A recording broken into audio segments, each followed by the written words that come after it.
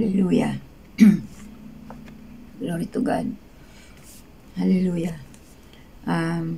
Magandang tanghali sa inyo mga kapatid sa buong mundo. Hallelujah. Narito ako uli, inutusan ng Holy Spirit upang iparating sa inyo ang mensahe ng Panginoon. Hallelujah. Lord, maraming salamat. Kayo, Panginoon, tinatas ko sa aking buhay. Gamitin mo lamang ko, Panginoon, upang evangelize ang mga salita mo sa buong mundo, Panginoon, sa mga tao. Hallelujah. Mensahe mo, Panginoon. Hallelujah. Turuan mo ko, Panginoon. Bigyan mo kalamang karunungan na nagmumula sa iyo. Upang, Panginoon, makarinig ng mga salita mo ay sila'y mapagpala at tanggapin ka sa kanilang buhay.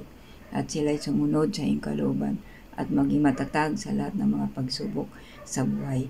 Hallelujah. Masalamat kay Panginoon at tinatas ka namin sa aming mga buhay sa pangalan ni Jesus. Hallelujah. Ang topic po natin, mga kapatid, hallelujah, nakita po natin sa Job chapter 1 verse 1 hanggang 2, 13 hanggang 22.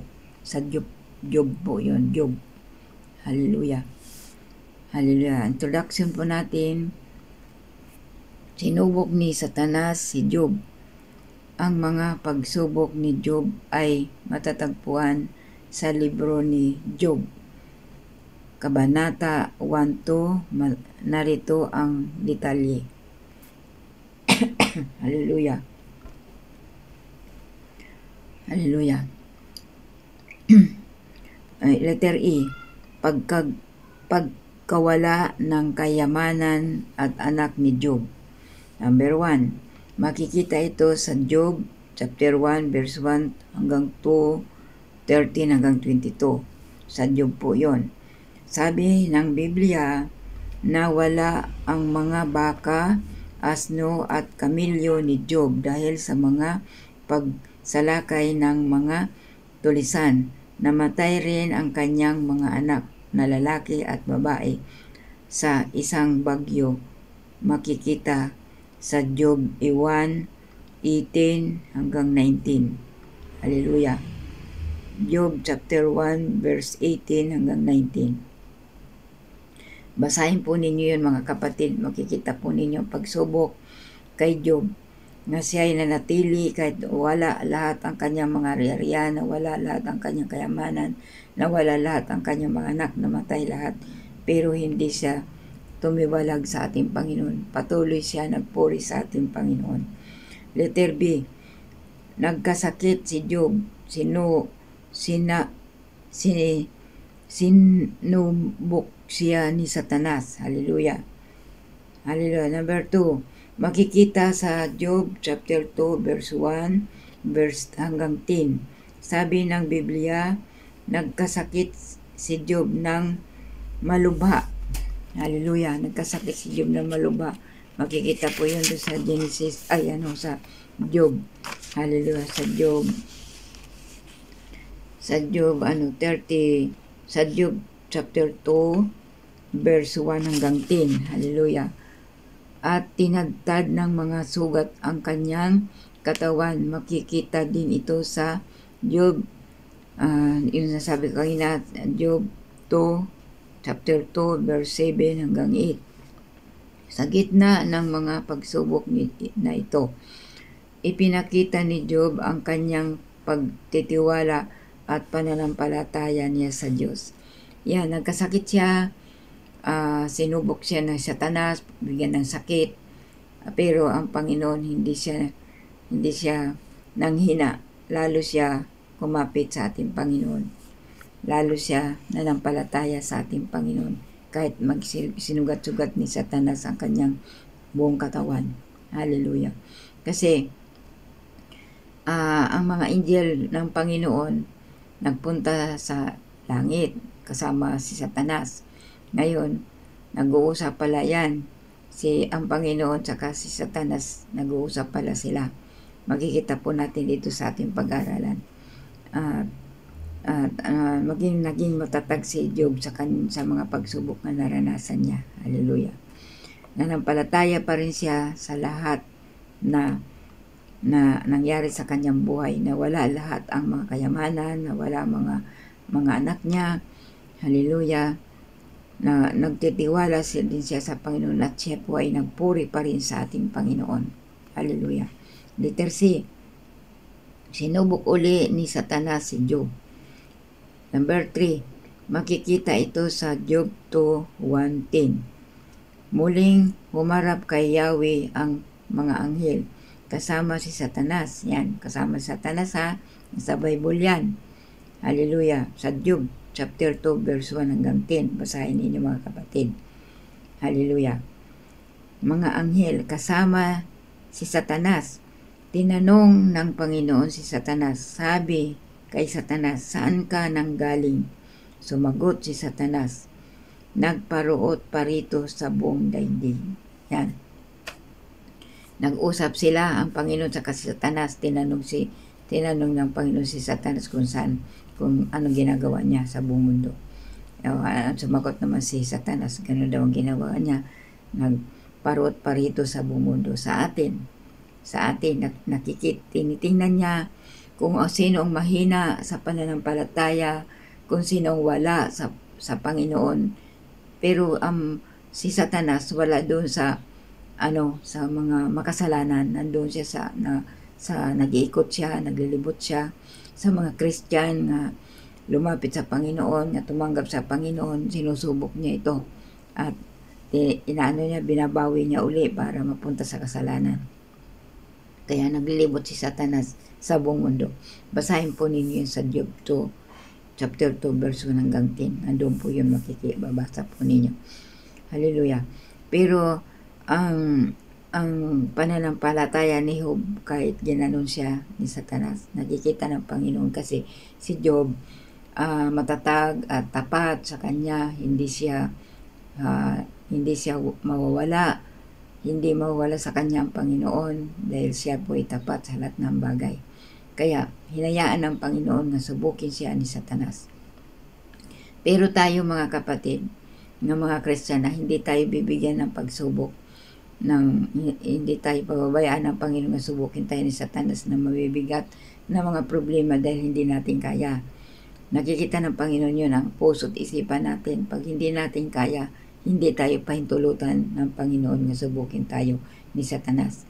Ng mga problema nga mabibigat, masakit na mga problema sa buhay, hindi pahintulutan ng Panginoon. Kasi si Job, ginawa yun ng Panginoon kasi nakita ng Panginoon si Job na matibay. Hindi katulad natin na tayo ay mahina. Pero meron tayong mga pagsubok yung naranasan natin nga kaya natin. Diba? Kaya natin kasi si Lord kalalay natin, si Lord kasama natin. Lahat nga dumating pagsubok sa ating buhay, tatawag lang tayo sa ating Panginoon. Tayo po ay tutulungan ng mga problema ng ating Panginoon. Hindi tayo pababayaan. Hallelujah. At dito po tayo magwawakas. Kunti lang ito. Hallelujah. Una, ang sabi ng Diyos kay Satanas, nasubok mo na ba ang lingkod kong si Job? Sabi pa ng Diyos kay Satanas. Yan, tinanong siya. Tinanong ni Yahweh, walang katulad sa kanya sa daigdig. Malinis ang pamumuhay, mabuting tao. Yan, malinis ang pamumuhay ni Job. Malinis at walang dungis sa ating Panginoon. At siya, araw-gabi, nanalangin, pinagpipray niya ang kanyang mga anak na hindi magkasala, pinagpipray niya ang kanyang mga ari-arian, hallelujah, at di siya gumagawa ng kasalanan kahit konti. Nakikita ng Panginoon yan. Siya ay malinis na tao, mabuting tao, malinis ang kanyang pamumuhay. Hallelujah. Pati ang kanyang mga anak, tinuturuan niya sa kabutihan, tinuturuan niya sa kabanalan na papunta sa ating Panginoon. Hallelujah. Kaya si Satanas wala nagawa. Kahit subukin pa si Job, nanatili pa rin tapat sa ating Panginoon. Tayo kaya, mangyari kaya sa atin yon, ng mga lingkod ng Panginoon, nawa Nawa gayahin natin si Job, kahit dumating mga pagsubok sa buhay, magpuri pa rin tayo sa ating Panginoon. Hindi lang tayo nagpupuri sa kaginhawaan, sa kasaganaan. Hindi lang tayo magpapasalamat sa kasaganaan, magpapasalamat pa rin tayo at magpupuri sa mga pagsubok na naranasan natin sa ating mga buhay. Halimbawa, mayroon tayong pagsubok mabigat, purihin natin ang Panginoon. Hallelujah! Magpasalamat tayo sa Panginoon sa mga pagsubok na naranasan namin. Lord, salamat sa mga pagsubok na natanggap namin. Hindi lang yung mga biyaya ang natatanggap ninyo, doon lang kayo magpapasalamat. Mga may biyaya, kompleto, wala man, kahirapan, sakit, kawalan, pasalamat tayo sa Panginoon. Huwag tayo manghihina. Patuloy tayo magpuri sa ating Panginoon. Hallelujah. Sapagkat ang Panginoon na sa ating mga puso. Number 3, may takot sa akin at di gumagawa ng masama, ang sabi ng Panginoon kay Job. Nag-uusap pala sila. Hallelujah. Pang-4, sa gitna ng mga pagsubok na ito, ipinakita ni Job ang kanyang pagtitiwala at pananampalataya sa ating Panginoon. Yan. Pinakita ni Job kahit nawala lahat ang kanyang mga ari-arian, kayamanan. Nagpatuloy pa rin siya nagpuri sa ating Panginoon na wala ang kanyang mga anak, matindi mga pagsubok, nagkasakit pa siya sa kanyang katawan mula ulo hanggang talampakan. May dumating na mga kaibigan na tinulungan siya, kinausap siya at pinagpray siya. Patuloy pa rin siya nagpupuri sa ating Panginoon. Hallelujah. Ngayon, nung nakita ng Panginoon, nakita ni Satanas na seryo si Job, nagpupuri pa rin kahit may sakit na, kahit na wala na lahat-lahat, si Job na natili pa rin sa ating Panginoon at patapat pa rin sa ating Panginoon kahit mayroon siya sakit. At ang kanyang asawa nga mabasa ninyo yun, ang kanyang asawa, sinabihan pa siya, ba't hindi mo pa sumpain ang Diyos mong sinasampalatayanan para mamatay ka na, sabi doon sa Biblia. O diba, asawa niya, inusig pa siya. Asawa na niya yun kasi hindi matanggap ang mga pagsubok na nangyari sa buhay nila. Ang asawa niya, medyo hap-hap pa sa ating Panginoon. Hindi pa siya nagtitiwala sa ating Panginoon. Pero si Job, ang sabi ni Job, sa kaginhawaan lang ba nga magpapasalamat ka dahil sa mga pagsubok, ganong iba na ni Job. Hindi lang daw sa pagkaginawaan magpasalamat, kundi pati sa mga pagsubok magpasalamat, sabi ni Job sa kanyang asawa. Hallelujah. Ngayon, nakita ang puso't isipan ni Job, alam mo ginawa ng Panginoon, binalik uli ang kayamanan ng Panginoon kay Job. Binalik uli ng Panginoon ang kayamanan niya. Dinoble pa ang kayamanan. Tapos binalik uli ang kanyang mga anak na namatay. Lalaki at babae, binalik uli. Hallelujah. Hanggang sa nagkaapo siya. Hallelujah. Tapos binigyan pa siya ng edad na matagal, 100 plus pa, 130 yata yun nga edad niya. Nabasa natin sa Bible. Hallelujah. Tapos nakita pa niya yung mga apo niya lahat sa kanyang mga anak kasi binalik ulit ng Panginoon. Doble ang kayamanan na binigay ng Panginoon kay Job. Ngayon, si Satanas, nung nakita yon, nanlupay-pay siya. Hindi siya nagtagumpay. Di ba? Kasi tapat si Job sa lahat ng bagay. Tapat si Job sa mga pagsubok na naranasan niya. Hindi siya nanghina, hindi nanlamig, hindi niya tinakwil ang Panginoon sa naranasan niya pagsubok, pero nagpuri pa rin siya at nagtitiwala sa ating Panginoon. Kahit mawala na ang lahat. Hallelujah. Ang sabi nga doon sa pag-uusap nila, sige, sabi ng Panginoon, sige, subukin mo siya, pero wag mo lang siya papatayin. Yung sabi ng Panginoon, sige, bigyan mo siya ng sakit. Sabi ng Panginoon kay Satanas, pero wag mo lang papatayin. Yun lang ang inano ng Panginoon sa kanya, huwag papatayin. Pero nung dumating ang mga patinding pagsubok ni Job, nagpatuloy pa rin siya na ng palataya sa ating Panginoon. At nakita ito ni Satanas. Ngayon, hallelujah, hallelujah. Kaya tayo mga kapatid, dumating man ang matinding pagsubok sa ating buhay, magpakatatag lang tayo. Dahil nakikita ng Panginoon yan, ang ating pananampalataya sa ating Panginoon, kung hanggang saan ang pagmamahal natin sa ating Panginoon. Once nga tinanggap natin ang Panginoon sa puso't isipan natin, hallelujah, hanggang sa mamatay tayo ang Panginoon, hindi tayo titiwalag sa Kanya sapagkat siya ang makapangyarihan na sumusuporta sa ating mga pagsubok sa buhay. Hallelujah. Kaya si Job, nakita ng Panginoon hanggang tapat siya sa Kanya, dinuble pa ang mga pagpapala na binigay sa Kanya. Hallelujah. Binigyan pa ng mahabang buhay.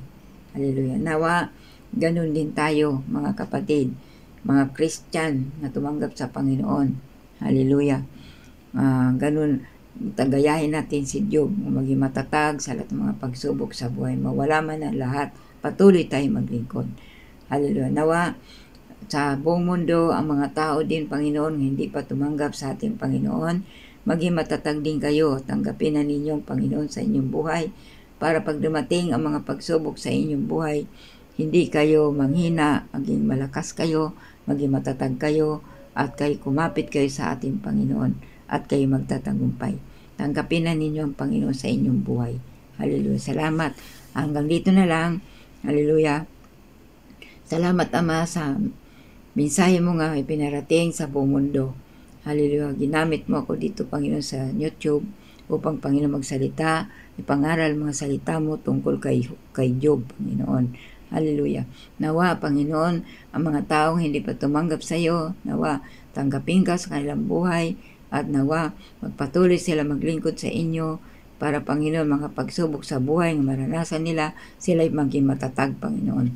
Mga ganun din, Panginoon, ang mga Kristiyano na naglilingkod sa Panginoon, nawa, wag sila manghina sa mga pagsubok sa buhay at sila'y kumapit lalo sa iyo, Ama, sa pangalan ni Jesus. Ama, salamat, pinupuri ka namin, pinasalamatan ka namin, at tinataas ka namin sa aming mga buhay sa pangalan ni Jesus, sapagkat kayo, Panginoon, ang makapangyarihan sa lahat na humahawak sa amin mga buhay. Ama, salamat, pinupuri ka namin sa pangalan ni Jesus. Amen.